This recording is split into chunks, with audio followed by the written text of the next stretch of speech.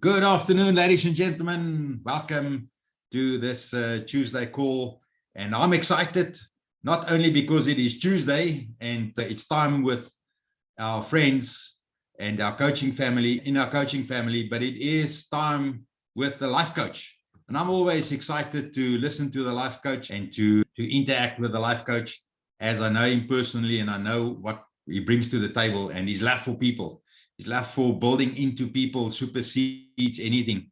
And Nico, thank you that I can know you that way and that I can have a testimony about that since school days, because we've been in the same school at the same time. But today it's not about me, it's all about the life coach and you in the room. So Nico, without further ado, the coaches on the one-year program that have time to be able to be live on the Zoom are in the room. And please take it away for us. Thank you, Donnie. I always enjoy your introduction. Yeah, it was a good time at school. I've written, welcome everyone. Thank you for joining me. By now that I believe only when the student is ready will the teacher appear. So never get to a place of presumption and arrogance and think people should stop and listen to what I have to say. So I feel very privileged that you are here today on the call and joining me. I've got an incomplete sentence that I've posted in the chat that I would like you to complete. If I could choose again, I would. And now you can complete it any which way you choose. If I could choose again, I would. Obviously, your mind is going to go back to most probably something that you would have liked to choose, but didn't have the opportunity to. So how would you complete that incomplete sentence? Willie, if you can join me in conversation, how would you complete that incomplete sentence? If I could choose again, I would. It's a very difficult question because all of us, I am sure, can say, yes, I will go back and change the way I started to learn or the way I started to take reading seriously. Or yes, there's a lot of things. But on the other hand, if you change the way your path went, you wouldn't have learned the lessons you did. Yeah. So for me, it's difficult because, yes, there's things I would like to change. But on the other hand, I would say there's nothing I would like to change because otherwise I wouldn't have learned the things Absolutely. that I've learned. Yeah. Yeah, thanks for that response. That's true what you say. Whatever mistakes we've made also contributed to the person that we are today. It's very true. Stephen, you say, if I could choose again, I would have watched Daniel's video on budget. Tell us more. So true. I regret maybe some squandered opportunities or when I was younger. I used to earn a very good income when I was in England, but yet nothing to show for it, which is a frustration for me. I feel like I'm a little bit late to the party. I'm starting late to think on these things and build a life-changing wealth for me and my family. That's a big regret for me. Yeah. Yeah, I think we all have some regrets about things that we feel we might have missed or didn't make a right decision or were not exposed to. Like you say, Stephen, if you've been exposed to Daniel's videos on the budget earlier in life, it would have made a difference for you. Valerie, how would you complete that sentence? I can't hear you. I can hear you speak in the office because your office is next to mine, but I cannot hear you on the call. Can you hear me now? Yes, thank you. Yes, thank you. okay, perfect. Hello, everybody. Hello, Nico. Hello, Val. There are a few things that I would do the same way. And tongue in the cheek, I would remarry Donnie. I just don't know why there should be a tongue in cheek, but okay. Because it's, between you and I. But I would like to learn what I've learned the last 5 years. I would love to have learned that 40 years ago. Yes. So that is definitely so. Yeah. I like that you mentioned two things. One, that you would like to do again if you could choose again, and one that you in a way regret that you haven't been exposed to more of this knowledge that you've gained the last 5 years? Knowledge is power. I'm just thinking about what Stephen said. He thinks of the past, the factual history of the past, of everyone's past. We cannot change anything about that. But I do believe in the here and now we can change certain things that might reconstruct the impact that those things have on us that come from the past. It's not necessarily easy. I just want to hear, Val, I think I interrupted you there. Did you want to add something? Nico, there's obviously a whole lot of things that I would have chosen differently. Yes. But I think that would be in my earlier years when I was younger. Maybe the last couple of years, I'm more content and more aware of myself and Yes. my surroundings and know what I want. Yeah. It's age, or the longer we live, the older we get, and the more we know, and the more we're exposed to good things in life as well. So the learning process never stops. Yeah. Forever learning. Sandile, you mentioned there in the chat, if you could choose again, you would take action quicker this time. Are there specific things you're referring to? Not really, but in life in general, I think I've done more of a procrastination than any other thing else. So I missed some of the opportunities because I did not take enough action sooner. That your awareness, I'm just going to add to what Val says here, that when we grow older, we might even mature in self-awareness, which is a good thing, self-awareness. And drawing a distinction between self-conscious in the one way that you might feel embarrassed or shy or ashamed, and that's not what we're talking about here. We're talking about self-awareness, becoming aware of self, and it includes often both becoming aware of emotions in a moment, in a situation, and then controlling those emotions if they are not appropriate, to be expressed, but also becoming aware of one's purpose and understanding your purpose and what you are here for, what you are here to do, why you are here, answering that deep and profound question of who am I, my identity. So the awareness that we gain, being aware, in your case, being aware that you should have moved quicker, has it in any way changed you now to move quicker and to do things when the opportunity knocks? Yes, it has. Okay. And that serves you quite well, I assume. I would believe so, yeah. Okay. How would you complete that sentence? If I could choose again, I would. Nico, Frans a lot of time doesn't have the ability to switch on his mic because he's in a workspace. The same with Catherine. I know Catherine 9 times out of 10 cannot either. Okay. Khotsu, are you maybe present in a position to complete that incomplete sentence? Or Frederick? All I'm thinking is that where I am in the now, Yes. I think I speak before I think. Mhm. So it's also about your actions and reacting to something. So if I could change something, sometimes I talk too quickly without thinking through something. Okay. But that's due to my nature in trying to immediately.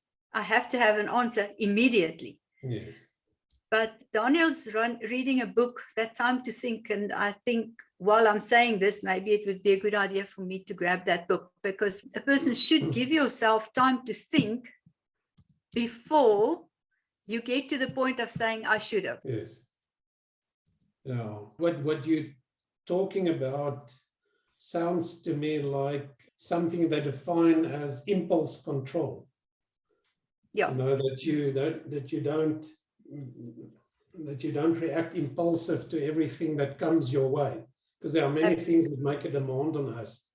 People asking questions, or people doing things, or people saying things, or things happening around us that we simply react. There's a little thingy, and you know me better than many others, that I talk about just pressing the pause button.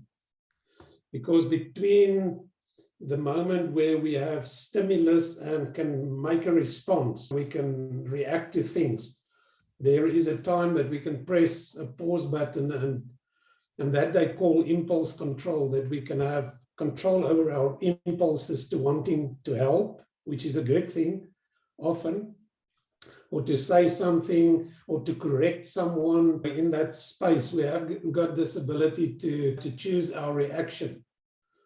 I think, in a way, Stephen Covey talks about that as the first habit of highly effective people, you know, to be proactive. And in a sense, when he talks about being proactive, he defines it in a context that we can take responsibility for our behavior, whether it's immediate or eventually, just taking responsibility like you do, like you describe it here, that you take responsibility to say, maybe I can just press the pause button. I don't know what your wording is, just not respond immediately. I think it's a very mature way to go about with things that we can change about ourselves, is becoming aware that we are like. When we are aware, I am like that, then I can do something about it if it's not good for me, or it's not serving me or other people around me. Or on the other side, it could even affirm me. I am like that, and I love that.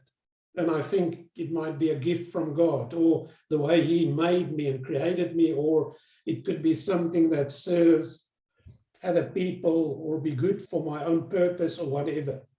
So in this awareness that we sometimes have of both our greatness, things that we are created to do, are born to become or to do, and things that we've picked up in our behavior, habits maybe, that we want to get rid of, or a habit that don't serve you.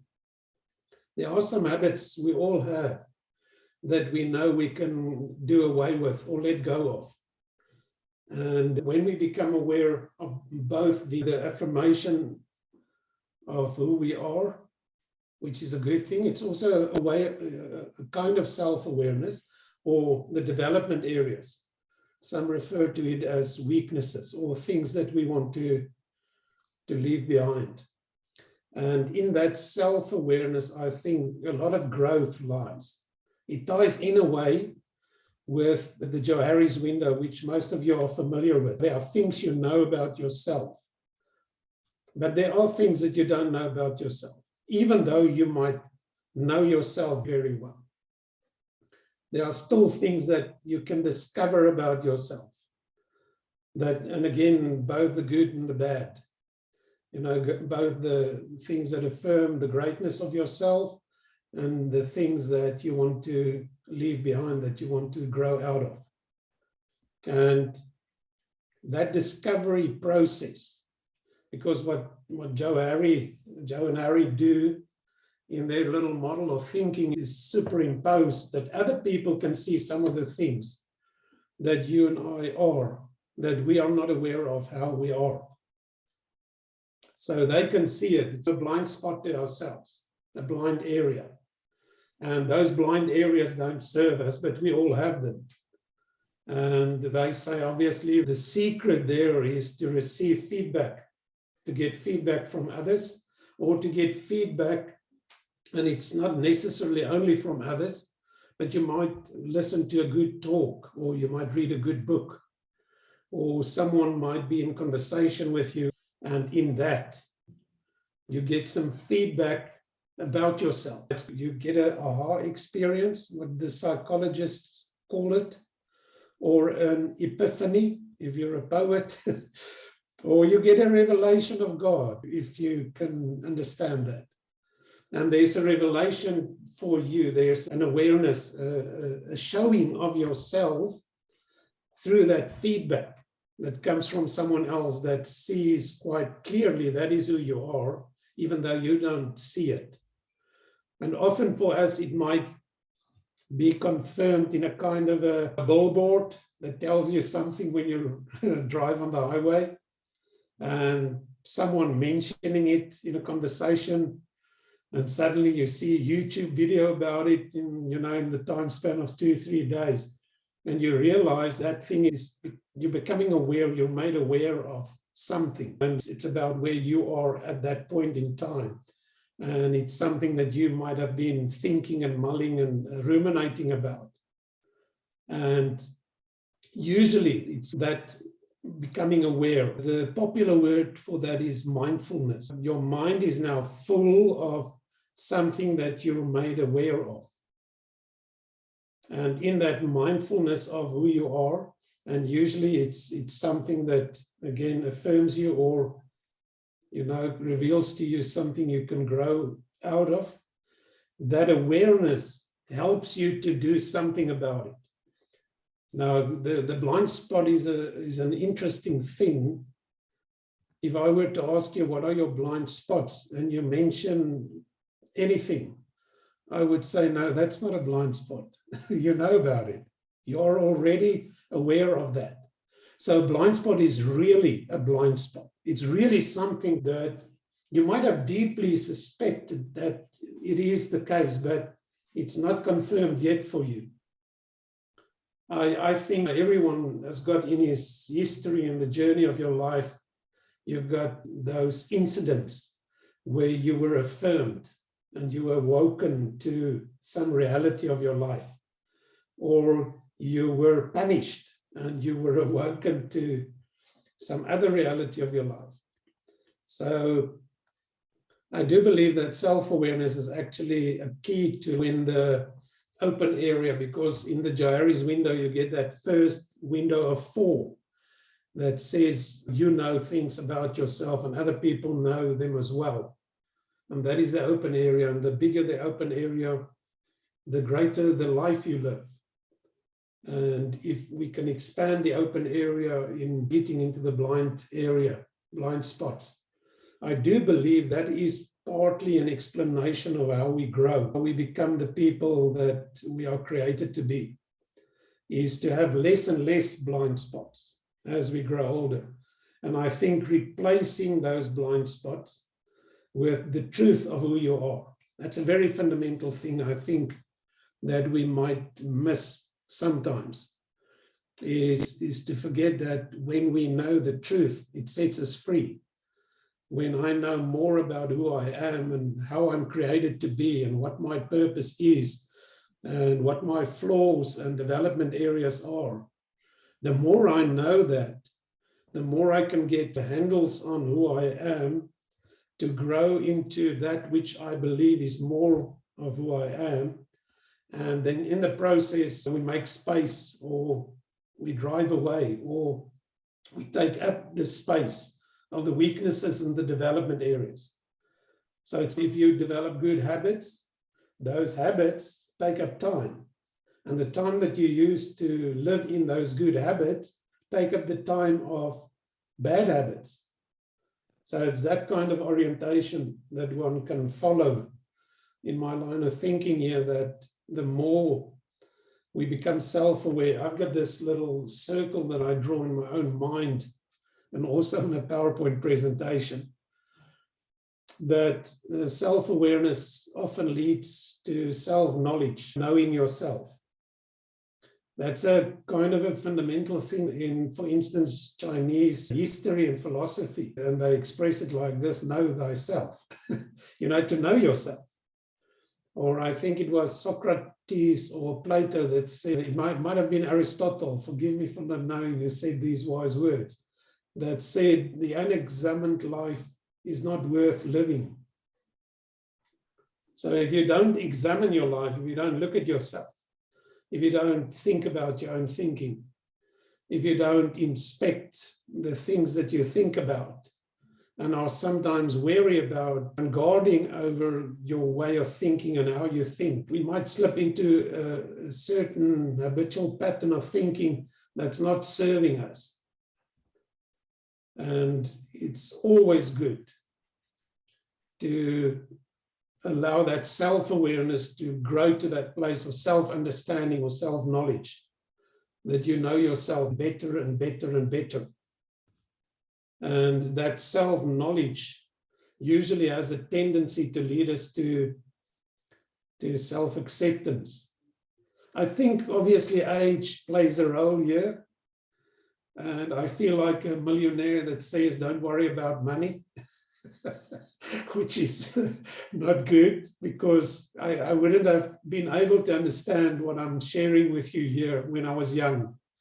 I just wasn't there. I would just barge in, and I was very extroverted. I'm still very extroverted, but I'm today a bit more considerate, a bit more kind, a bit more, hesitant to just barge in where angels fear to tread.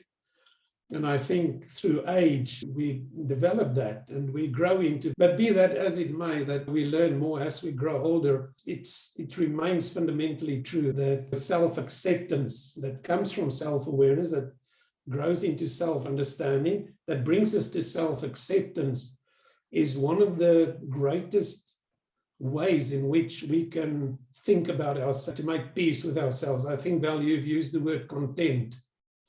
To grow in contentment, to grow in being at peace with a lot of things that we would have liked to change when we were younger, or when we had opportunity. We strive hard. One of the things, and just on a simple level of my own personality, I'm very unstructured.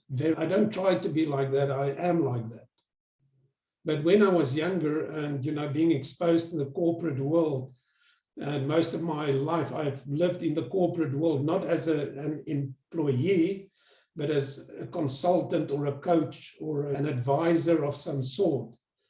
That you go in there and you work there and you think, boy, am I disorganized, and am I not disciplined, and am I too haphazard and too all over the place? Which might, in a way, be true, but I don't necessarily think that there was the intention to come across as being ill-disciplined or not structured or not knowing what to do. It's just the way I am. Now, when you grow older, it's okay to be me. It's okay to be me. It's okay to be unstructured. It's okay to be free-flowing. When you're younger, you wrestle with that. And I think we wrestle with a lot of things that might fall in the category, now this is just my definition, fall in the category of givenness, things that we experience to be part of our lives, but in a fundamental way. My gender, I'm male, and I'm an Afrikaner, and I'm okay with being a male, and I'm okay with being an Afrikaner, and I'm okay with being 57, and I'm okay with being whatever. And I'm just talking about me, but it's not about me, it's about us. That there are certain things in the category of givenness that we can accept. I'm talking about self-acceptance here, that we can accept. And some of those things we first have to wrestle for quite a while before we realize these things will not change. And it's okay that they are as they are. Now, that kind of self-acceptance is the precursor of what the great teacher said. You must love your neighbor as you love yourself. That was his thing. It was love. But if you want to love your neighbor, you will do it to the amount that you love yourself. And self-love, I'm talking about balanced self-love. I'm not talking about narcissism, being narcissistic and egocentric and psychopathic and sociopathic, and it's just me and I and everything I want. I'm talking about a balanced perception, understanding, and embrace of self, enjoying what God created, celebrating that, and looking upon it and saying, He knew what He did. If this is the way He created me, I by no means would like to stand in front of the potter and say, why did you make this clay in this pot? Rather say, yeah, you've done a great job. You've done well. In that self-acceptance, there's a huge amount of embrace of what we actually can offer this world, what is inside of us to share with this world, your talents, your giftings, your personality type, your abilities, your interests, your many things that can just be poured out of you, your potential in the end. The name that takes it together is potential. So in the potential and embracing that potential, appreciating it, we can give that. That's what we have to give. That's what you have to give. But it's that precursor, you must accept it. As much as the opposite of self-acceptance might be self-rejection, as much as you reject who you are, you will just remain in that internal conflict and struggle with yourself. And it's a plug in a spring. The spring is muddled up. You know, that would be metaphorically my explanation of you've got these amazing potential in you that you can release, that you didn't even choose, that you didn't even have a right to say what must be there and what must not be there.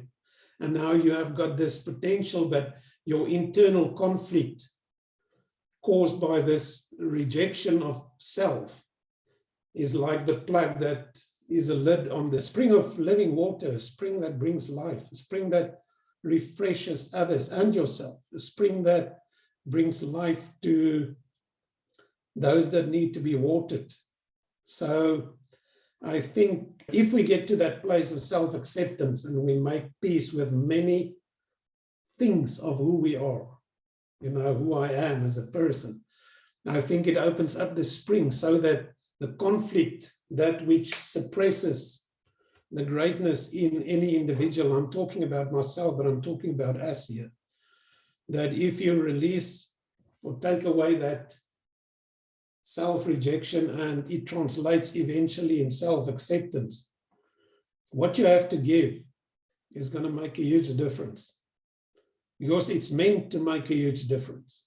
What you have as a person and what you have to offer this world and what you have to offer the people closest to you, obviously, start there, because that is your circle of influence. Your husband, your wife, your kids, your closest friends, your closest family, your colleagues, your friends, and then eventually other people can benefit as well. But I really believe that self-acceptance, making peace with elements of who you are, I think one of the keys, which was one of the keys for me, was self-forgiveness as one of the ways in which we can accelerate the process for ourselves to come to self-acceptance. If you could forgive yourself, there is no condemnation for you. It has been dealt with. It's a very fundamental thing that I find in many people and a lot of my clients, is a kind of one of the strongest motivators in what they do, what they decide against, how they use their time, how they set goals, how they achieve certain things. One of the greatest motivators of that is often guilt or shame or condemnation. And those things have been dealt with for us for eternity. It is a kind of a freedom that we can think about and embrace in our hearts and our thinking that really sets us free. The truth is something that can live separate from us. When it lives separate from us, it doesn't set us free, even though it exists. It's like having R1 billion in the bank and you never go and draw it. You never go and withdraw some money out of that account, which stands on R1 billion. So there is a kind of an intentional thing that we need to do. We need to say, I want to know what the truth is about who I am. And when you embrace that truth of who you are, you know, your freedom, when you embrace talking about, when you think, when you know who you are. Through this process I'm talking about that brings us to self-acceptance, and you embrace that, then you will be set free. So truth known sets free, but truth just in existence is basically like good principles. They exist, but we don't think about them, and therefore they have no influence or impact on us.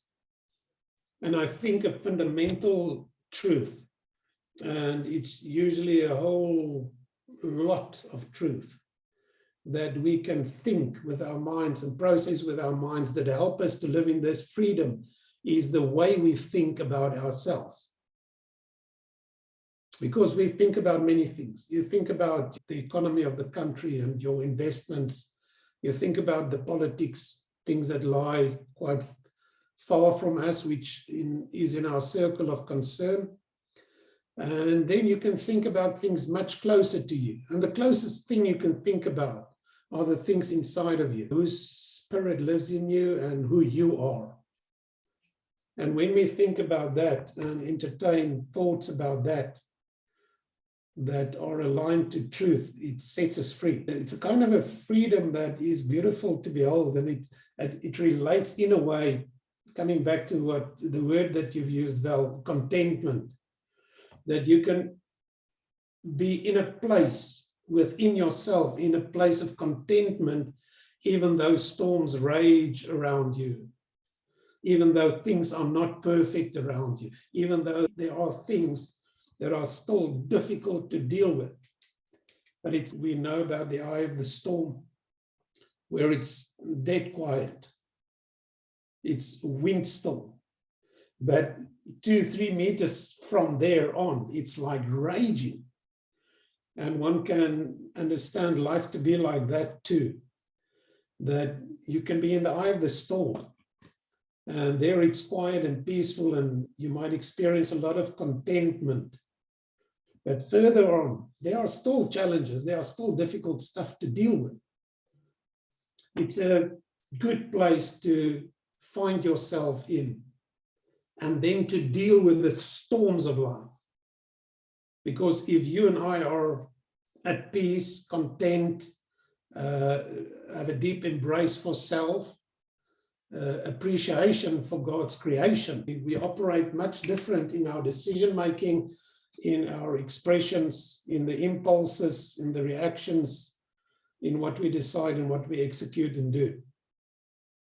So I do believe the close of the loop, actually, in my little model, is self-confidence. So self-awareness leads to self-understanding, which leads to self-acceptance, which leads to self-confidence. That we are confident in who we are, and therefore we live with a kind of a, let's do what we are here to do. We've got a limited time. We will not be around on planet Earth forever. But we have the opportunity now to do what we are born to do, and to think the way we are born to think, and to express what we have to give. I think when we live like that, I know it's a very ideal picture that I'm painting here for us, but it could be very true for us too, that we get closer and closer to that. And if we go down the path of self-awareness, but be careful in that your self-awareness don't take you to places where you condemn yourself or judge yourself or look upon yourself as unworthy. We are made worthy. I know in ourselves we can look at ourselves and say, yo, I've stuffed up and I've made a wrong decision. But we are made worthy, which is a huge gift given to us, free, gratis, mahala. You'll get it because it has been paid. It has been paid. The price was quite expensive. The most expensive price, actually, in the end. Attaching that kind of value to who you are. And everything I'm saying is not necessarily my grand ideas and smart ideas. It's actually not. It's just the truth, coming from the truth himself, that he says, I was willing to embrace you. Do as I do. Just do what I do and what I say. And what I'm doing is embracing you. I want you, because I think it was Kaulu that said, when you discover your purpose, you will realize that the whole of the universe conspires with you so that you can express that purpose. And I think it was Oscar Wilde that said these wise words, you know, 2 great days in life. One day when you're born, and the day you find out why. And I think those wise words that didn't just come from them. They had the insight and the wisdom, but it comes from the one who created us. Yeah, I want you to know why you're here. I want you to live that. Why would I hide myself and expect of you to be and do something, but I never reveal it to you? That's stupid. How can a father or a mother expect something of their children without telling them, this is what I expect of you? That's very simplistic to understand. And I think it's the same, that we do grapple with answering the question, who am I? But we get the insight as well, and we get the revelation, and our blind spots grow smaller and the open area grows bigger and bigger. So actually, I think what I'm trying to say is embrace you, love you, accept you, and live in you, because that's where you're going to live in anyway. And express that, because that's what we need. You heaven forbid you leave us poorer because you didn't want to release and pour out your potential that was built and born into you. We need you. So these are my thoughts for us today. That we just embrace again, you know, the wonder of this life that has been given so graciously, so abundantly. Life of abundance is yours or mine. Let's not squander it because of all the things that we could have if we had to choose again. Let's just dive in and enjoy, because it's there for us. I know it's when, and I'll stop with that, when we sit in the comfort of our offices and talk, it's easier. When we go out there, yeah, this is something a bit more personal at night when I wake up to turn my blind sons, because they've got very low muscle tone. They can't turn themselves.